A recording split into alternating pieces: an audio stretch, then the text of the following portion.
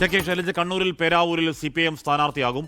സ്ഥാനാർത്ഥി പട്ടിക CPM കണ്ണൂർ ജില്ലാ സെക്രട്ടേറിയറ്റ് അംഗീകരിച്ചു. MV ഗോവിന്ദന്റെ സിറ്റിംഗ് സീറ്റായ തളിപ്പറമ്പിൽ PK ശ്യാമള സ്ഥാനാർത്ഥിയാകും. മട്ടന്നൂരിൽ VK സനോജും തലശ്ശേരിയിൽ കാരായ രാജനും മത്സരിക്കും. ആദ്യം KK ശൈലജയുടെ പ്രതികരണത്തിലേക്ക്.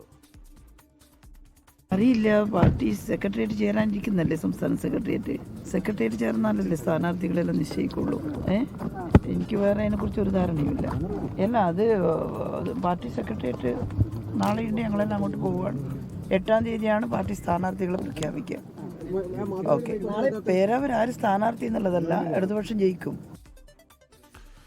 അജീഷ് ശേഖമാർ വാർത്തകൾ വിരമിച്ചിരുന്നു. അജീഷ്, മട്ടന്നൂർ അല്ലെങ്കിൽ മത്സരിക്കാനില്ല എന്നൊരു നിലപാടിലേക്ക് KK ശൈലജ ആദ്യം ഉണ്ടായിരുന്നു. പിന്നീട് അതിൽ കുറച്ച് ഉറച്ചു നിന്നിരുന്നു. പിന്നീടാണ് അതിൽ നിന്ന് മാറിയത് എന്നൊക്കെ നമുക്ക് വാർത്തകൾ ഉണ്ടായിരുന്നല്ലോ. അപ്പോൾ പേരാവൂരിൽ മത്സരിക്കാൻ KK ശൈലജയുടെ സന്നദ്ധതയോടുകൂടിയുള്ള തീരുമാനമാണോ അജീഷ്?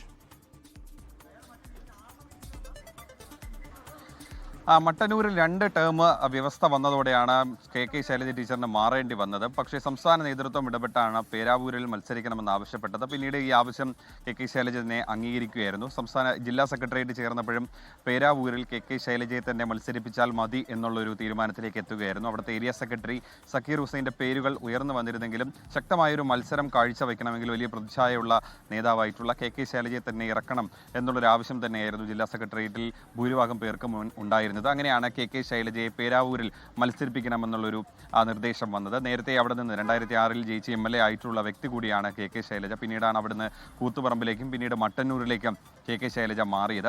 എന്തായാലും 2-ാം അംഗത്തിന്, അതായത് പേരാവൂരിൽ ഒരു 2-ാം അംഗത്തിന് KK ശൈലജ ഇറങ്ങുന്നു എന്നുള്ളതാണ് ഏറ്റവും ശ്രദ്ധേയമായിട്ടുള്ള കാര്യം. കഴിഞ്ഞ തവണ 4000-ന് താഴെ ഭൂരിപക്ഷത്തിന് മാത്രമാണ് സണ്ണി ജോസഫ് പേരാവൂരിൽ ജയിച്ചു കയറിയത്.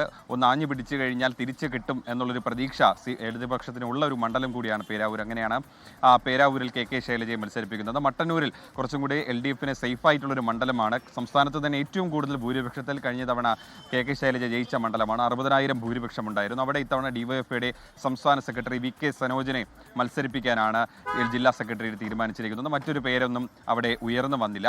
മറ്റൊരു പ്രധാനപ്പെട്ട കാര്യം തളിപ്പറമ്പ് മണ്ഡലമാണ്. അവിടെ CPMന്റെ സംസ്ഥാന സെക്രട്ടറി MV ഗോവിന്ദൻ, അദ്ദേഹം സംസ്ഥാന സെക്രട്ടറിയായി ചുമതല ഏറ്റെടുത്തത് കൊണ്ടാണ് അദ്ദേഹത്തെ ആ സീറ്റിൽ നിന്ന് മാറ്റാൻ കാരണം. അദ്ദേഹം ഒരു തവണ മാത്രമാണ് തളിപ്പറമ്പിൽ ഇത്തവണ മത്സരിച്ചത്. 2 ടേം അദ്ദേഹത്തിന് ബാധകമായിരുന്നില്ല. പക്ഷേ അവിടെ അദ്ദേഹത്തിന് പകരം അദ്ദേഹത്തിൻ്റെ ഭാര്യ PK ശ്യാമളയാകും LDF മത്സരിപ്പിക്കുക. കണ്ണൂർ ജില്ലാ കമ്മിറ്റി അംഗമാണ്. ആന്തൂർ നഗരസഭയുടെ മുൻ ചെയർപേഴ്സണായിരുന്നു. അങ്ങനെ CPMുമായിട്ട് CPM സജീവ CPM പ്രവർത്തക കൂടിയാണ് PK ശ്യാമളയായിരിക്കും തളിപ്പറമ്പ് മണ്ഡലത്തിൽ LDF സ്ഥാനാർത്ഥിയായി മത്സരിക്കുക. മറ്റു മണ്ഡലങ്ങളിൽ പയ്യന്നൂർ TI മധുസൂദനൻ തന്നെ, അദ്ദേഹം ഒരു തവണ മാത്രമാണ് മത്സരിച്ചത്. അഴീക്കോട് KV സുമേഷ് തന്നെയായിരിക്കും. കല്യശ്ശേരി M വിജയനായിരിക്കും മത്സരിക്കുക. അങ്ങനെ മറ്റു മണ്ഡലങ്ങളിലൊന്നും വലിയ മാറ്റമില്ല.